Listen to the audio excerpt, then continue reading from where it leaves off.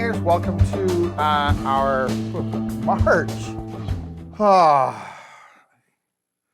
March workshop for Teaching Fishing Anglers Club. Hard to believe that we are actually into March. It seems like it was, we're a little over a year from when we got shut down. It just doesn't seem like that's been the case, but here we are, middle of March. Fishing's already been going on. A lot of you guys have probably already been out and enjoyed some fishing on Saginaw Bay, Saginaw River, Lake Erie, Detroit River, St. Clair. Lots of fishing. Just a lot going on, which traditionally doesn't happen in March. When we set up a year calendar, obviously we schedule shows and events a year out, right? So, we don't know it's going to be an early spring. We don't know it's going to be an early thaw. We'd like to be fishing too, but and we schedule content to kind of fit in to where it's going to go. So, unfortunately, some of our content is behind because everything else is ahead. Can't fix that. And I'm going to be honest with you, as someone in the fishing industry, after what happened last year, starting in March, the last thing we needed as a fishing industry was an early spring. So we needed. My wish would have been ice on the lake till about April 10th, so we could get caught up and kind of get rolling. So, but anyway, here we are in March. So our March topic for Teaching Fishing Anglers Club, we're going to pick up where we left off in February. February we talked about migration of fish into the Detroit River, mostly from Lake Erie, but also from Lake St. Clair. How those fish move throughout the river. Tonight, in March, we're going to kind of cover spawn and post-spawn. So where do these fish spawn? I'm going to show you some of my favorite spawning areas on the Detroit River. So hopefully you've got a Detroit River map handy. I'm going to show you some of my favorite places to catch spawning fish. Now, you may catch fish when we talk about spawning. Actually, I'm going to give you some details when we talk about spawning areas. So we're going to talk about spawning areas, and we're going to talk about post-spawn dispersal, changes in migration routes, changes in where fish actually live over the course of the day and how they move in the river differently than they do pre-spawn. And then we're going to talk a little bit about dispersal and how these fish actually leave the river. Lots to cover here, so let's get rolling. So we're talking about tonight, we're talking about migrations and movements, spawn and post-spawn. Where do these walleyes spawn? How long do these fish stay in the river? And how does the post-spawn disbursement or dispersal actually work? Now, I started digging into some of my favorite spawning areas, so I had to stop. So I went from Trenton to Ambassador Bridge. Now, if I get some time in the next couple of weeks, I've got a boat to get ready for charter season. I got a lot of stuff going on. If I get an extra little bit of time, maybe, I'm not promising, maybe we'll be able to pick up my favorite spawning areas from the bridge to Lake St. Clair, that part of the river. But we're going to concentrate tonight on Trenton to the Ambassador Bridge, and I only focused on the American side because right now we cannot go over to Canada. So if that changes next year, we will come back and revisit this, and we'll talk about some spawning areas in Canada. So we're going to start with spawning areas, Trenton Channel, bottom of the river, basically up to the Ambassador Bridge. So what are we looking for? What kind of areas attract spawning walleyes? Now, again, these are specifically general, if that makes sense. These are general statements, but they're pretty darn solid. There are going to be exceptions, like there always are when we're fishing. But gravel that has access to current, that's important. Walleye eggs don't need to be rolled and aerated as much as salmon or steelhead or trout eggs do, but they definitely can't be silted in like some bass or those type of eggs can. So they need some moderate current flow, and we need some gravel bottom is the best spawning habitat. It may be shallow, but in the Detroit River, we know that walleyes actually lay viable eggs that get hatched as deep as 20 feet, maybe even deeper, but we know for sure 20 feet deep. So don't just think spawn, don't just think shallow. I'm going to show you some of that a little bit later. Quick access to deep water helps. These fish really don't want to leave. Remember we talked last month, we talked about how these fish kind of hang in deep water, then they kind of slide up these steep breaks to kind of feed and kind of spawn. The closer a spawning area is to a steep break, the more comfortable big females are. They can hide deep, they can get comfortable deep, slide up, do their spawning. When they're done, they can slide right back out. So access to deep water is better. The closer a spawning area is to the top edge of a steep drop-off into deep water, the better that spawning area is going to be. And again, remember, once we get key areas, lots of fish may use that same area. Now, the beauty of Detroit River is there's lots of spawning grounds, so that's a positive, but it's also a negative because single spawning grounds don't get a lot of fish. We get a lot of numbers of fish in the Detroit River because there are so many fishes overall. If our population in the Detroit River was normal, the spawning areas would get very, very small pieces of the population or small percentage of the population spawning there because to our advantage, there are a lot of spawning areas. That makes sense. So lots of fish may use key areas. In Detroit River, we have a lot of key areas. So let's kind of start where some of those key areas actually are. And, I'm going to start down here at the bottom of the river. So again, this should look familiar. Here's the way into the Trenton Channel. We're not quite into Trenton yet. This is the stone bridge here at Humbug.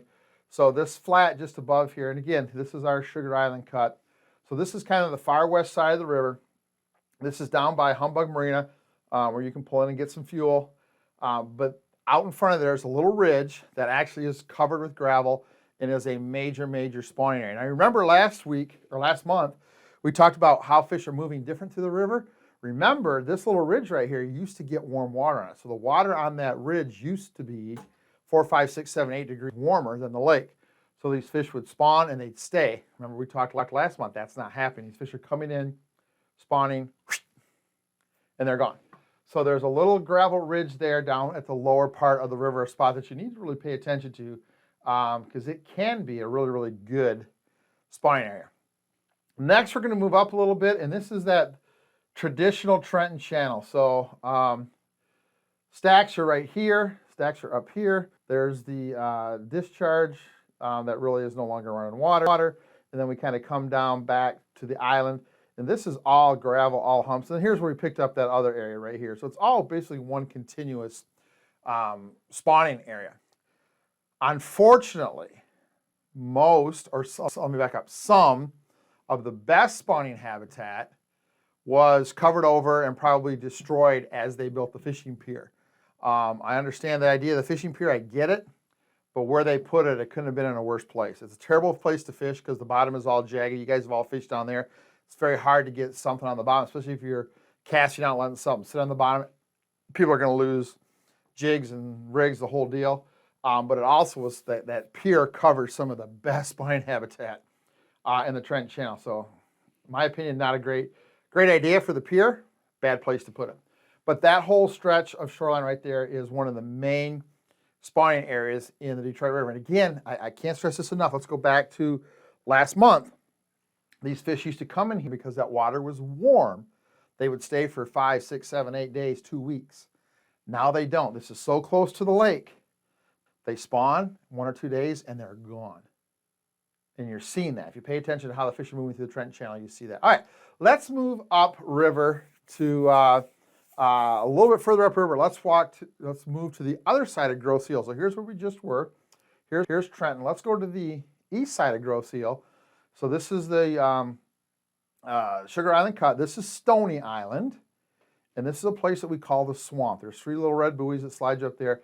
This is actually, it's slow moving water. There is current there. There's a little bit slower moving water. It's gravel, sometimes covered with algae, especially as the water gets warm. But there is a lot of spawning habitat back in here, up on top of here. They were pouring riprap in here a couple years ago. This is a key major spawning area, guys. I can't stress that enough. It's a great place to go if the river starts getting rough. You get a lot of north wind. You can slide back in here and be sheltered a little bit from that north wind. And it's also a part of the river that doesn't get dirty as fast because the main flow is on the Canadian side over here. We don't get a lot of that dirt sliding through here. It's on the American side, and it's on the far east side of Grosse Ile up here behind Stony Island. Kind of file that away. Again, one of my favorite spots to fish, especially as the water gets dirty or we get a lot of north wind. Okay? All right, so let's slide up. Let's stay on that side of Grosse Ile. And now we are at a place that I like to fish all year, but does get some pretty good spawning again that nobody knows about. Buoy 87, Buoy 85. These are major buoys on the river channel. I like to fish this deep flat out here for fish. It's one of my favorite spots to fish in as May goes on. But as you get close, again, here's Point Hennepin up here. This is gross eel. As you get closer to the shore there's a lot of gravel in there, a lot of hard bottom areas that fish actually like to spawn in. Now remember, this is the top end of the Amherstburg Channel. So our two ways in, let me back up a slide. So remember, one of our two ways into the river were through here, right? Remember on the Canadian side? Our two ways in on the Canadian side, these channels meet right here. And this is basically where those two channels meet. So as those fish come in the Canadian side, they start to slide up. Those fish that stay on the west side of the channel, the American side of the channel, they will end up on this deep flat and they'll end up on this shoreline, on the east shore of gross eel to spawn. Cool deal. All right, let's go up a little further north and let's go to the top. So the top, the northern point of gross eel is called Point Hennepin, named after the explorer, explorer. So Point Hennepin is up at the top, and here we go. So this is the golf course. There's Portofino's restaurant is right here. This is the golf course. On this side of the river, so east side of the river, west side of gross eel, basically from just above Portofino's, actually it's Red Buoy to Red Buoy is basically what it is. Guys, I'm telling you, there are a ton of fish up here in 5, 6, 7, 8, 9 feet. There's a lot of gravel, and there are some big, fat slob knockers in there at spawning time. Very, very, very rarely fished. I don't see guys. I see guys fishing the buoys, kind of inside or outside the buoys. I don't see anybody up there close to shore. Get up there close to shore. There's a lot of good spawning habitat up there that you are probably missing. It's a great place. We're going to talk next week about alternate presentations. Great place to go and cast because the way the river hits that, you've got some slack water in here. Not really slack, slower current. You can actually find a good spot, put your boat on anchor mode, and actually cast and catch these fish in 6, 7, 8, 9, 10 feet of water. And lots of big fish. Again, completely ignored by probably 99% of the anglers. Don't even know that that's there and don't fish it. So there you go, secret. Okay, let's go up to the top of Point Hennepin. So again, this is the top of gross eel. Anytime in the Detroit River you see an island, you're going to see what we call a tongue at the top. You can kind of see why we call it a tongue, right?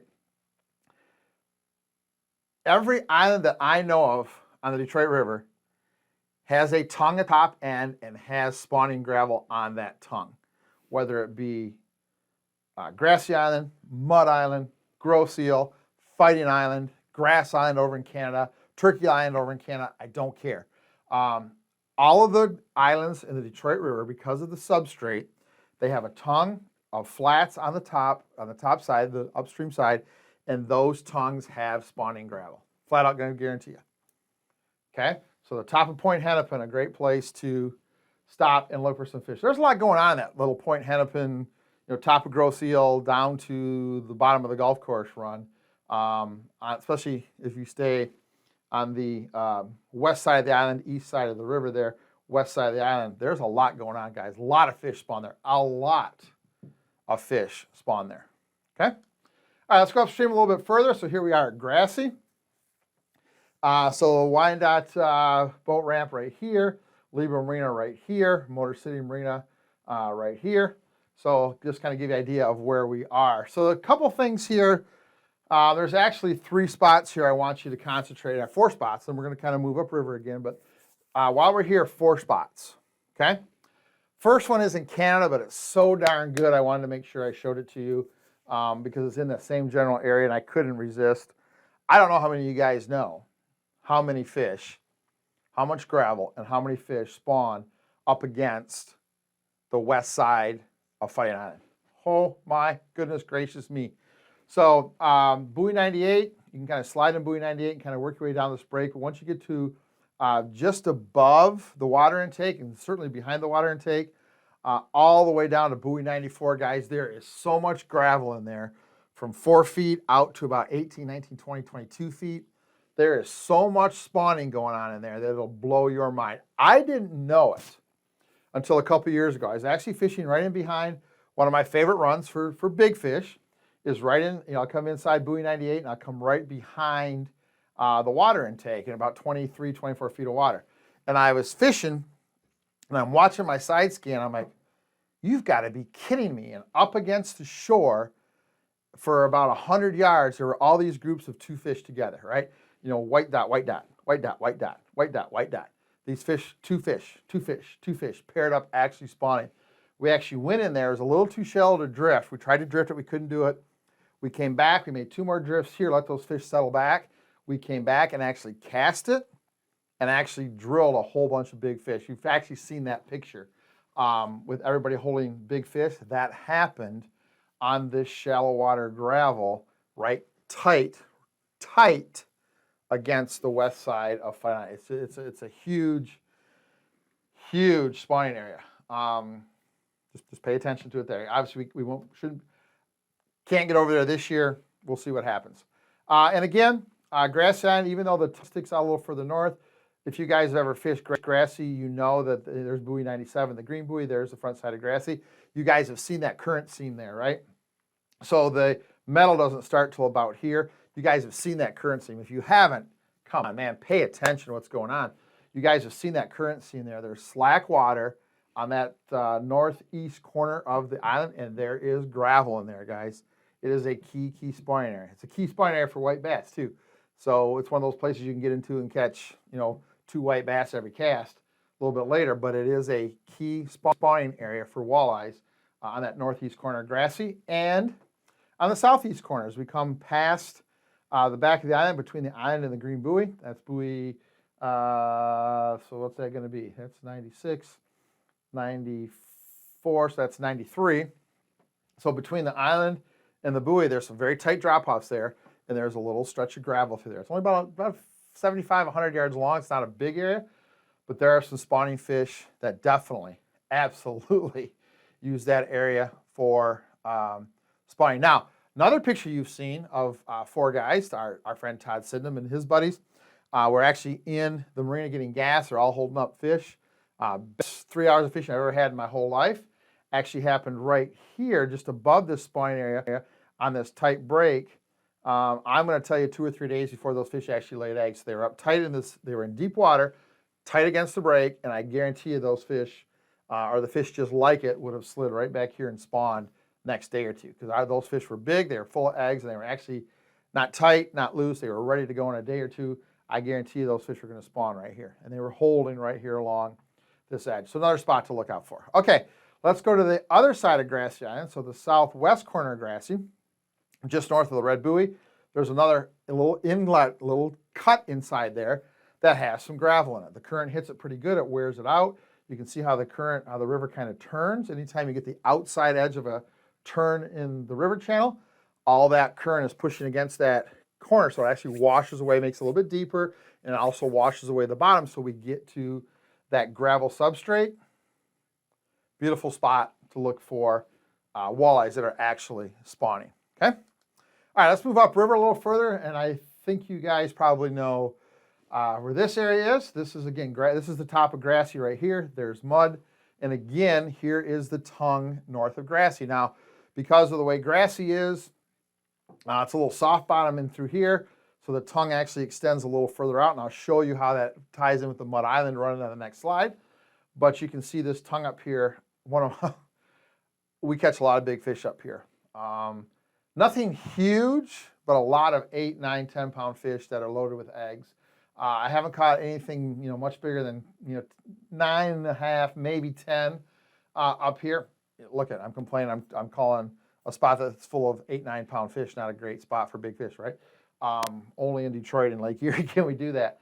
But good size spawner, 7, 8, 9-pounders, pretty consistently every year on that tongue there. And again, this is the top of Grassy, so you kind of see where we are. Behind the last buoy, the last green buoy south of Mud, there is again that little current seam. There's a little sharp little, there's gravel, and there's a sharp little drop. There's a little ledge there, and then it drops off again into the channel. There's a little washout here, and there's some gravel back here. Very, very small spot. You see a lot of guys back here in little boats. You see these little John boats, these little 14, 15, 16-foot bass boats. You see a lot of guys fish back here. A lot of guys know about it. But if you're there, don't hesitate if you get a free shot at it. where there's not a lot of people, slide in there and get it. All right, I'm going to share some. I'm going to take a drink because I need to calm down because I'm fired up right now.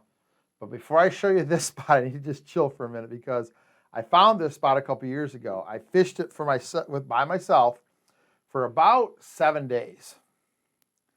And then somebody saw me, and you know how that turns into, you know, a crap show. I'm not the only one that knows it's there. That's obvious. But unfortunately, it's in a spot that if the fish are on and people see you, a lot of people see you very quick. But we had it to ourselves for about 7, 8 days a couple years ago. And we caught, I think, 14 fish in there over 30 inches in about a 9-day stretch. 7 of those by ourselves. That's where I lost that big giant muskie, if you remember, a couple years ago. Actually, on the day that we had Duncan's Memorial a couple years ago, I had a muskie. Let me back up. Corey Bartosh, one of my customers, had a muskie on. It's the biggest fish I've ever seen in my life. I will go to my grave telling you that fish was 60 inches. There's no way it wasn't. Didn't have the right net. Anyway, but this little stretch right here. So here's the E-course ramp. A lot of you guys are familiar with that, right? There's the E-course ramp. And you come right over here to the edge. This little edge right here is loaded with gravel, and there are a lot of big fish in there. Now, it's a very, very tight line. You can miss it, literally miss it by a boat length or boat width and not catch anything. So you're going to have to figure out where the line is.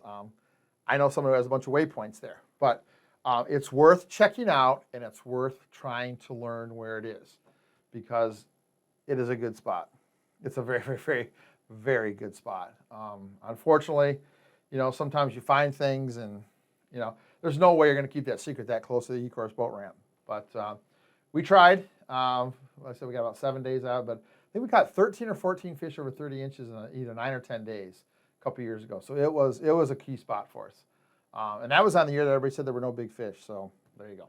But just kind of file that away. It's one of those good spots. Okay. Let me swing my mouse back around here. Oops, I got this fancy stuff I can't keep track. So let's go again to the top of Mud Island. So again, we've got this tongue on the top of Mud Island. I hope you guys know it's there. The first 10-pound fish I ever caught on Detroit River, I caught here by accident. I was actually trying to drift on the channel. My trolling motor wasn't working right. The wind blew me up in 7 feet of water. I'm like, I think I got something, and it was a 10.5-pound fish. Second day I'd ever been on Detroit River, my first big fish on Detroit River. But it was up there. So this is all gravel. You'll get some grass back here and back here, but there is some gravel stuff right up here on the tongue of Mud Island. A spot you definitely want to go check. And then again, so here we are north. This is Great Lake Steel is right here. So from the end of the metal, you got the metal break wall. So from the south end of the metal break wall, all the way down to where you start to slide into what I call the E-course channel. There's 3 different little stretches of gravel in there. One is really long and shallow, and there's a couple little spots about the size of a football field that are in there that are great spawning areas. I've been in here and caught a lot of big fish. Boat traffic doesn't seem to bother these fish. They seem to be in here even if there's a lot of boat traffic. But again, one of those spots that's really, really good. So that whole little Mud Island area. My favorite, you guys know my favorite part of the river, right? Right around that little Mud Island area. So I could take a compass and draw basically a 2-mile, put a compass right on the middle of Mud Island and draw a 2-mile circle, never leave that circle. And I guarantee I catch as many fish as I do now running all down the river. A lot of good stuff happening right there. Okay, let's take just a quick little break because I want you to look at something. So notice where these are, right? Top of Mud Island. Below Great Lake Steel.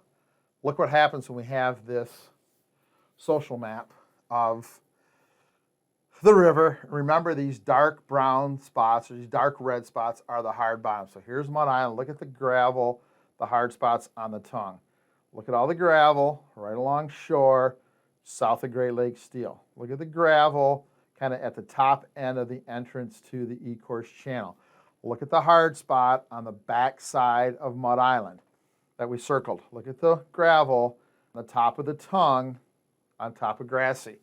Guys, I cannot stress enough, it costs you $99 a year. You have to do nothing. Get a CMAP Genesis Edge account, 99 bucks. This has already been done. Guys have already done all this work for you. You don't have to log anything, save anything, do anything. You simply have to go here, download the social map for the Detroit River, and you will have this bottom composition on your ranch unit. Changes the way you fish. Absolutely changes the way you fish. And once you've got it, you got it.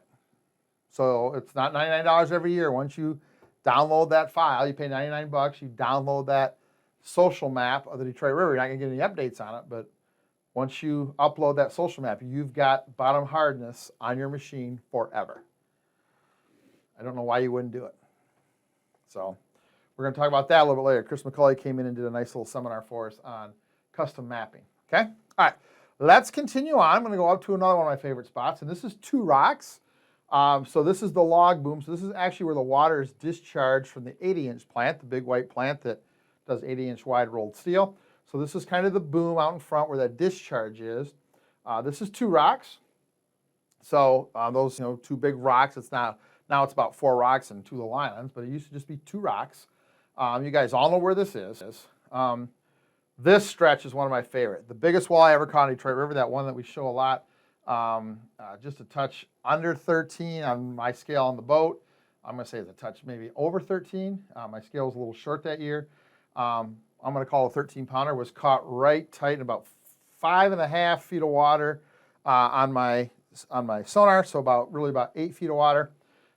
In true life, it was 5.5 feet on my trolling motor, so probably 7.5 to 8 feet. Literally 10 feet behind the boat in front of me, and on the boat in front of me was Mark Zona, actually looking back at me talking. They weren't more than 8-10 feet ahead of me. I was between them.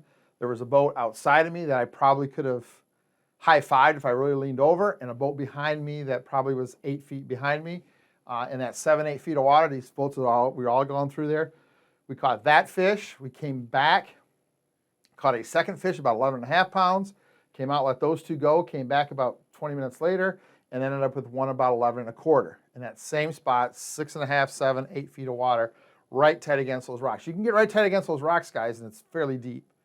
It's 6, 7, 8 feet. A lot of guys don't want to go up there because they think those rocks are rocks, then there's deep water. Again, deep water being relative, but 6, 7, 8 feet.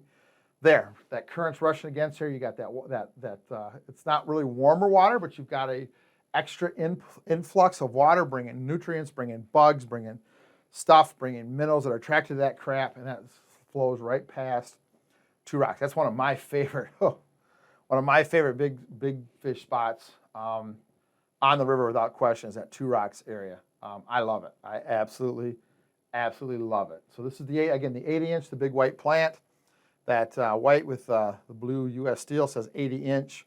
They roll 80-inch wide steel in there. That's why we call it the 80-inch. And you guys know where that discharge is, that big metal wall with the discharge. That's where it's at. Okay? Great spot. All right, let's go up a little further north to, I think, the last spot I'm going to show you as far as spawning goes. And really the last spot the last spot north that I start thinking about spawning fish, Army Corps of Engineers, and one of my favorite spots to fish. So this is the Army Corps of Engineers. Fort Wayne is back over here. Army Corps of Engineers, you'll see the docks with the yellow handrails on them. We tell you to fish that 27, 28 feet is where it drops off, and then it gets to about 27, 28, 29, it flattens out, and then it instantly goes down to about 38. So you want to stay in that 27, 29 to fish. Watch your side scan when you're in here, guys. This whole shallow stuff, 4, 5, 6, 7, 8, 10, 12, 15 feet, is loaded with gravel and boulders, and the spawning fish will get right up in that stuff. Now, it's hard to fish. It's definitely 1 rod per guy. It's definitely pay attention to what you're doing, but there are some big fish caught in here. My first charter I ever did, I don't know if maybe Paul DeMarco's watching today. First charter I ever did, we caught some fish, had a good day. Paul DeMarco was my first customer, him and his son Joel. He wanted to catch a 10-pound fish. We pulled in here, and we got him a 10-pounder. I've caught multiple 10-pounders there every year since I started fishing the Detroit River. I started fishing the Detroit River. First time I saw the Detroit River was 1998. on a Thursday, 2 days prior to the first tournament I ever fished in the Detroit River. I have caught multiple 10-pound fish on this spot every single year since 1998. So it is one of my favorites. And if you have our DVD or you watch the seminar this past weekend, you know we talk about the willow trees and the three trees together and the fence. There's lots of little details there that was in our Where to Fish the Upper Detroit River seminar we just got done doing this past weekend. One of my favorite spots. Okay, and that's where I'm going to end. I'm going to end there. There's the power lines. There's Delray Boat Ramp. There's the power lines. There's Army Corps of Engineers. That's where I'm going to end because, again, I mean, we could just go on and on and on, and we're already way past where we should have been time-wise. Okay, so again, let's talk about how important this is. So there's Delray. There's the boat ramps. We're moving upstream. So there's the Army Corps of Engineers, and you can see that hard bottom stuff. Guys, I'm telling you, this little deal, and we're going to talk a little bit more about this a little bit later in another upcoming little workshop. This is the real deal, guys. This stuff will change the way you fish. Ask Mike Wagner. Mike Wagner's a Humminbird guy. Mike Wagner came and did a seminar where he's using his Lake Master stuff to kind of find these key areas. Now, they don't have bottom hardness, but Mike did a great seminar on how he uses Lake Master to find 15 feet and find where 15 feet drops off into deep water, let's say, and he has the ability to shade all that stuff and see all that. If you're not using custom mapping, guys, Humminbird, Lowrance, Garmin, I don't care. Lowrance is the only one that has this option right now with the bottom hardness. If you're not using some kind of custom mapping, you're missing. Don't just buy a map chip and go, oh, there it is. Absolutely not. I would tell you today, I'm taping this on March 14th, 2021. Today, the worst option for depth contours in your boat is a pre-made map chip. Unless you're going to buy that map chip and actually do something over top of it. But if all you're thinking is I got to buy this $200 Navionics card and slap it in, you're missing so much. So much. Okay, that's another seminar for another day. All right, so that's kind of some of my key favorite spawning spots on the river. All right, I'm going to take a little drink, take a breath, and we're going to kind of transition. All right? And I'm fired up. I don't know how to. You caught me on a day where I got fired up today, got frustrated, and talking to you guys excites me. Okay, so let's talk about migration location changes post-spawn through post-spawn dispersal out the river. Let's talk about that next. So, changes in location. Remember we talked about last month how these fish are staying mostly deep in pre-spawn. They're moving up and down the river. They're staying mostly deep. They may slide up and feed, then slide back deep. That changes after the fish spawn. After a fish spawns, after about 2-3 days after they spawn, things change. After spawn, fish will start to locate more on flats as opposed to drop-offs. Okay? So whereas before spawn, these fish were edge-related, especially steep edges, now they want flats. Man, if I want to be in 20, I want a whole bunch of 20. If I want to be in 15, I want a whole bunch of 15. If I want to be in 10, I want a whole bunch of 10. If I want to be in 30, I want a whole bunch of 30. So we're on flat areas now. Flats are easier for fish to feed on, and fish are now looking for food as opposed to preparing to spawn or just migrating. So once they figure out a good depth and they're happy, they want a lot of that depth, right? Example, the power line run. You go up the Canadian side, you go halfway between the power lines, the Ambassador Bridge, you can drift it all the way back to Fight Island and catch fish the whole way, and your depth never changes 1 or 2 feet. It's literally 6 miles of river, all the same bottom, out there in 31, 32, 33 feet, just one big giant flat, and the fish get loaded on it after they spawn. Those are the kind of spots you're looking for. The flat north of Mud Island, where we showed you the fish spawn against shore, that gets really good, 15 feet, 20 feet, 25 feet, sometimes even out in 34, 35, 36 feet, but if there's big giant flats there, you can pick one depth that's 1 or 2 feet difference, fish it for a long way. That's what fish are looking for once they're done spawning. Flats may be at, I just said this, right? Flats may be at any depth, as shallow as 5 or 6 or as deep as 30 plus. So you still need to do some searching. You need to move in and out. You need to watch the guys that are fishing different depths than you. You need to use your, side scan. Start looking, but once you key on a good depth, that depth is probably good the whole length of the river. So once you find fish in 25, if you want to move 6 miles upriver, I would start in 25 feet of water because chances are, for whatever reason, that 25 feet is the key number today, okay? So understanding the changes in location. We're going from drop-off, especially steep drop-off, oriented, pre-spawn, post-spawn, dispersal, flats, okay? That's a big deal that a lot of guys just don't catch. Change in the migration patterns. Post-spawn fish will begin to move more every day, while pre-spawn migration is usually a one-way movement. They come in from the bottom or up or in from the top. They start moving one way to find spawning areas, and they're done moving. Now, once fish are looking for food post-spawn, they may go upriver 2 miles one day. They may go back downriver 3 miles the next day. They may go upriver 7 miles the next day, downriver 2 miles the next day, downriver a mile next day, upriver 4 miles the next day. Constantly on the move. That's just how they are. They're looking for food. Where's the best food that's easiest for me to get? That is a comfortable depth because of temperature and light penetration. Where can I be comfortable, have a lot of food, and have a lot of area just like it? That's what they're looking for. That's why these fish are constantly moving up and down post-spawn. When post-spawn fish find a comfortable spot and the food stays, the fish will stay. Think about your fishing after about the 3rd week, definitely the 4th week of April. It gets pretty consistent, right? You can go to the same spot day after day, and I do it trip after trip after trip after trip after trip after trip, unless or until the weather changes. Once these fish get set up, unlike pre-spawn fish that they're kind of worrying about spawning, these fish are worrying about eating. And once they find a place that's comfortable, has a lot of what they want, and the bait stay, fish will stay there. They have no reason to move. Okay, so it's a little different attitude of migration patterns. These fish don't have to move now. They've spawned, they've done their deal, they found their spot, they did it. Now they can just look for food. When they find a good spot, they can just sit down and relax, okay? Post-spawn dispersal, it may happen right away. So fish may come in the river, spawn, and go.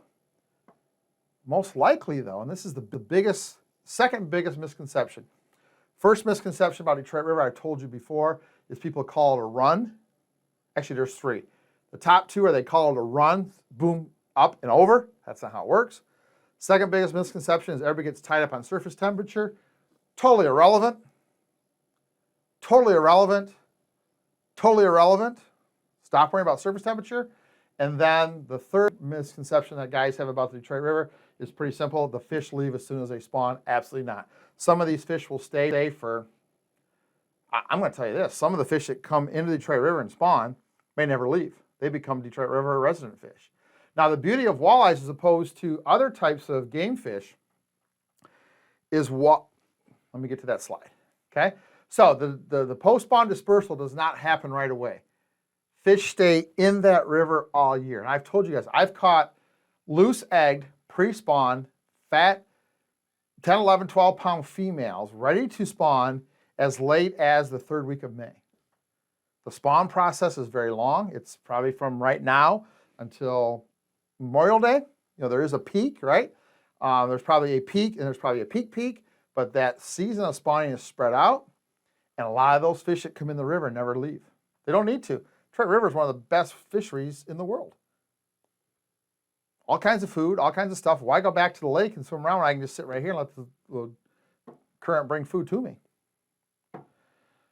Okay, so don't think these fish leave right away. It's so frustrating. I like it as a charter captain because I don't have to deal with the pressure, but it's frustrating to hear people say, well, run's over, and then nobody comes fishing 2nd week, 3rd week of May. Now, again, as a charter captain, I love it because it's just me and a couple of charter guys fishing, but it's the best. There's no better fishing in the state 2nd, 3rd week of May than the Detroit River.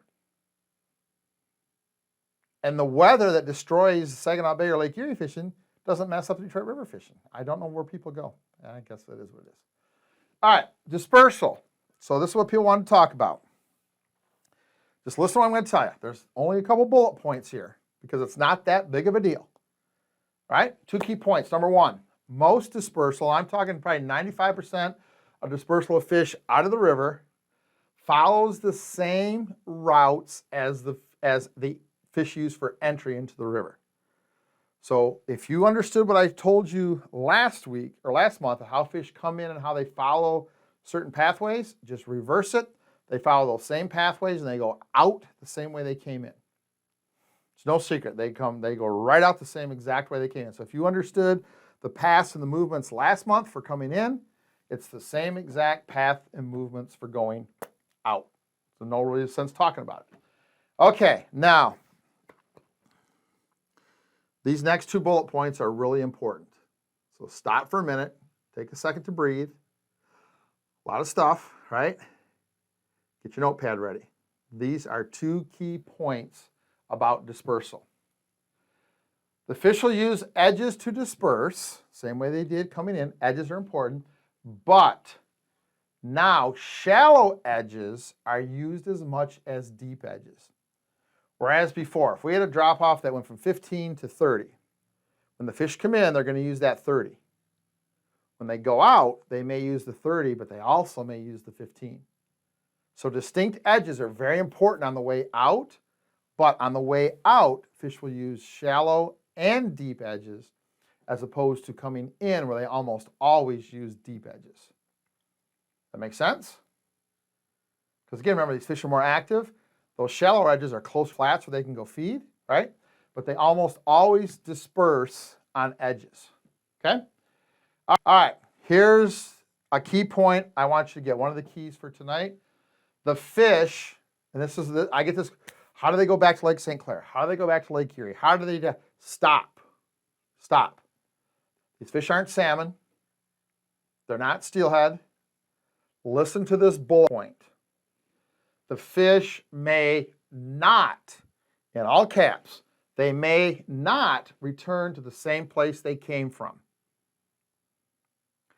I guarantee you, if you get a walleye that is born and tagged in Lake Erie, and that fish lives for 15 years and spawns 12 of those, I'm willing to bet you out of those 12 years that fish spawns, they spawn in 6, maybe 8 completely different habitats. He may spawn on the reefs a couple years. He may go up the Maumee River 1 year. He may go up to Detroit for 3 or 4 years. He may go past Detroit and go to the bottom of the St. Clair River and spawn 1 year. He may go to the rocks over by Cleveland 1 year. These fish they are not homebodies. So a fish may spawn on the Erie Reef in year 3 of his life. Next year, whatever the conditions are, take him to Detroit. He may live 3 years in Detroit, spawn all those 3 years, never leave the Detroit River. The next year we get a lot of wire. The current's really heavy. He may swim up and spawn and spend a year spawning and living in the St. Clair River. He may come back down that summer and hang out in Lake St. Clair. All of a sudden the conditions are right that fall where the bait moves. He comes all the way back down and lives in Lake Erie again. And the next spring he spawns in the Maumee River. And he comes back out and the bait fish and the current are moving him and he goes way east. And the next year he may spawn on the rocks over by Dunkirk, New York. And then all of a sudden he comes back again. He hangs out in the fall around Huron. We get a lot of ice cover. He goes back to the Detroit River and spawns the next year. These fish are not here, come back, here, come back, here, come back. It's not what walleyes do. They have so many options in Lake Erie that you may get a fish that comes up from Lake Erie, spawns, spends a couple weeks or maybe in a month or 2 in Detroit, and ends up living in Saginaw Bay. And stays there for 2 or 3 years and spawns in the Saginaw River around the reefs. And then he swims back 1 year and he goes, oh, this is kind of a nice place. And he hangs out in Lake St. Clair. So just because a fish came from St. Clair doesn't mean he's going to go back to St. Clair. That's why you can't say, how do these fish go in, how long do they stay? Don't know. It's different every year. So understand that that is part of it, okay? Now, this last bullet point says bait. And basically what I'm saying is, if that fish can find livable conditions that he likes, and there's bait in the river, there is not a single reason for that fish to go back to the lake. A lot of the fish that spawn in the Detroit River never ever make it back to Lake St. Clair or Lake Erie. They will spend the rest of their life in Detroit River because it's a nice, easy place to live. That's why this is not a run. A run is a big part of the population, 75, 80, 90% of the population, leaving one place, going one place, and instantly returning to the start. That's a run. It's not what we have in Detroit. We have a migration. And a fish may migrate from Lake Erie to Detroit River, or a fish may migrate from Detroit River to St. Clair River to spawn, or a fish may migrate from Port Huron to Saginaw to spawn, or a fish may migrate from the bottom of the St. Clair River to the Maumee River to spawn. That's not a run, that's a migration. See the difference? So I get frustrated with the word walleye run. It drives me absolutely bonkers. Bonkers, bonkers, bonkers. Okay? That's not what happens. All right, I'm going to show you this next slide. This is the dispersal, and I want you to see how these fish spend time in the river. Some fish stay in the river. Some fish go up from the river. Now remember, the fish that we're showing you were all originally tagged in Lake Erie. So they are, Lake Erie fish. If we did that same amount of tagging of fish that we tagged in St. Clair, fish that we tagged in Saginaw Bay, fish that we actually tagged in Detroit River, this would be a different deal. But I want you to see how long, number one, how far these fish move. Number two, watch the fish that go up from Lake Erie up through the St. Clair system and actually some of them end up actually up almost to the Straits of Mackinac. But how many fish come in and out and how much movement there is of these fish both in the river and Lake Erie. It's important to understand how much these fish move. All right, let me grab you this slide. The video should start. All right, let me come around here. Okay, so again, watch all these fish, right? So there's fish from Detroit that went up. Some came back. Some stayed in Detroit.